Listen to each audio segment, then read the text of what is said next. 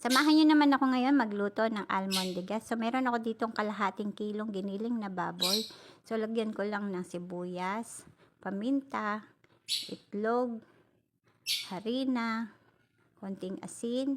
Minsan dapat talaga meron yan ng dahon ng sibuyas pero wala kaming available. So, mekos-mekos lang. Tapos, sa kaserola kung saan tayo magsasabaw, maggisa lang tayo ng sibuyas, bawang.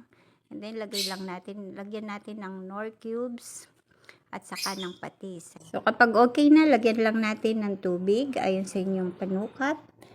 So, gusto nyo sabaw din, pakuluin. Pag kumukulo na, ilagay lang natin yung ating giniling na minix kanina. So, yan. Reform lang natin ng bola-bola at ihulog sa kumukulong tubig. Ayan.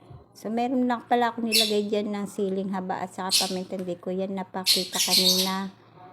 And then, hayaan lang natin kumulo at ilagay natin yung ating kalabasa. Sa kalabasa, pwede yan palitan ng patola kung wala kayong kalabasa. Siyempre, di mawawala yung aking paboritong sili.